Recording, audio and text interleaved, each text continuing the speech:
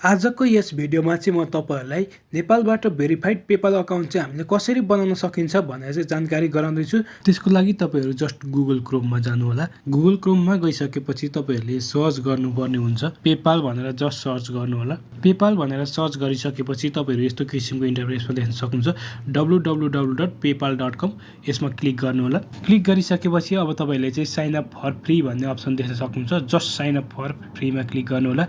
Click गरिसकेपछि अब तपाईले यहाँनेरि योर इमेल भनेको छ र तपाईहरुको आफ्नो इमेल चाहिँ कुन इमेलबाट क्रिएट गर्न गइरहनु भएको छ त्यो इमेल लगाउनु पर्ने हुन्छ। जस्ट मैले चाहिँ इमेल लगाइसकेको छु र तपाईहरु पनि इमेल लगाउनु होला। त्यसपछि नेक्स्टमा क्लिक गर्नु होला। क्लिक गरिसकेपछि अब तपाईले यहाँनेरि फोन नम्बर लगाउनु पर्ने हुन्छ। फोन नम्बर लगाइसकेपछि तपाईले नेक्स्टमा क्लिक गरिदिनु होला। त्यसपछि तपाईले यहाँनेरि ओटीपी कोड लगाउनु पर्ने हुन्छ।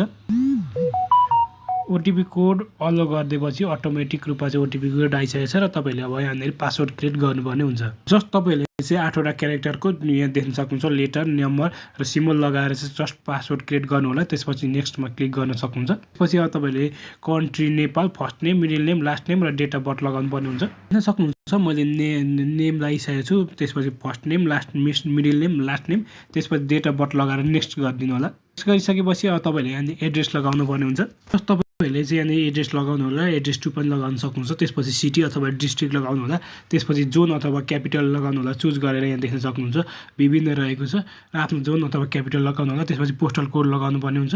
जस्ट पोस्टल कोड लगाइदिनु होला। पोस्टल कोड चाहिँ तपाईले क्रोमबाट सर्च गर्नु होला। त्यसपछि यो लगाउनु होला।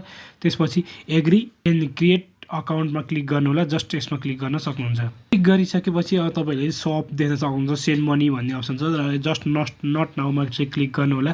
त्यसपछि तपाईहरु चाहिँ यस्तो इन्टरफेसमा आउन सक्नुहुन्छ र तपाईले यहाँ देख्न सक्नुहुन्छ submit info to access your fund भन्ने अप्सन देख्न सक्नुहुन्छ। जस्ट यसमा क्लिक गर्नु होला। यसमा क्लिक गरिसकेपछि तपाईहरुले चाहिँ अपलोड अ फोटो आइडी भनेर देख्न सक्नुहुन्छ र रिसल्भ भन्ने अप्सन देख्न सक्नुहुन्छ। यसमा जस्ट क्लिक गर्नु होला। त्यसपछि डकुमेन्ट टाइपमा क्लिक गर्नु होला। त्यसपछि तपाईले driving licence, passport, national identity card तपाईले एउटा क्लिक गरेर चाहिँ अपलोड गर्नुपर्ने हुन्छ। जस्ट एउटा चुज गर्नु होला।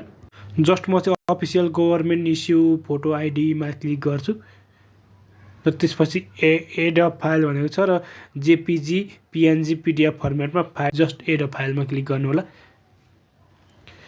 म जस्ट तपाईहरुले चाहिँ डकुमेन्टलाई चाहिँ चुज गर्न सक्नुहुन्छ। त्यसपछि जस्ट अपलोड गरिदिनु होला। अब मेरो अपलोड पनि भइसकेको छ र देख्न सक्नुहुन्छ। त्यसपछि म अर्को पनि एड गरिदिन्छु र मेरो चाहिँ यहाँ डकुमेन्ट अपलोड भइसकेको छ र जस्ट यसलाई सबमिट गरिदिनु होला। र देख्न सक्नुहुन्छ यो इन्फर्मेसन हेज बिन सबमिटेड भनेर देख्न सक्नुहुन्छ र गो टु अकाउन्ट लिमिटेसन भनेर देख्न सक्नुहुन्छ। जस्ट यसमा क्लिक गर्नु होला र यो सबमिटेड भएको छ र रिभ्यूको लागि ब्याक भएको छ भने तपाईहरु चाहिँ अरु सम्पूर्ण अब होममा आउन सक्नुहुन्छ। We are reviewing your information भनेको छ र तपाईहरुको चाहिँ रिभ्यू गर्नको लागि के टाइम लाग्छ र अब तपाईले देख्न सक्नुहुन्छ र यहाँनेरि देख्न सक्नुहुन्छ तपाईले चाहिँ मेरो चाहिँ पेपाल अकाउन्ट बनिसकेको छ र तपाईले यहाँनेरि सेन्ड मनी र त्यसैगरी एड वालेट पनि देख्न सक्नुहुन्छ। जस्ट एड वालेट गर्न सक्नुहुन्छ। रिक्वेस्ट मनी देख्न सक्नुहुन्छ। सेन्ड मनी गर्न सक्नुहुन्छ। त्यसपछि तपाईले चाहिँ सेट अप योर अकाउन्ट भनेको छ र सेटअप अकाउन्ट चाहिँ सेटअप गर्नुपर्ने हुन्छ। जस्ट मेरो चाहिँ एउटा सेटअप बाँकी रहेको छ देख्न सक्नुहुन्छ। इमेल कन्फर्म भइसकेको छ। प्रोफाइल पिक्चर एडिट भइसकेको छ।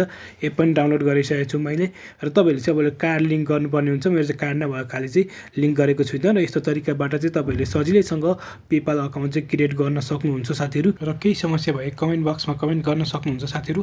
आजको भिडियो चाहिँ यति नै रहेको छ। धन्यवाद।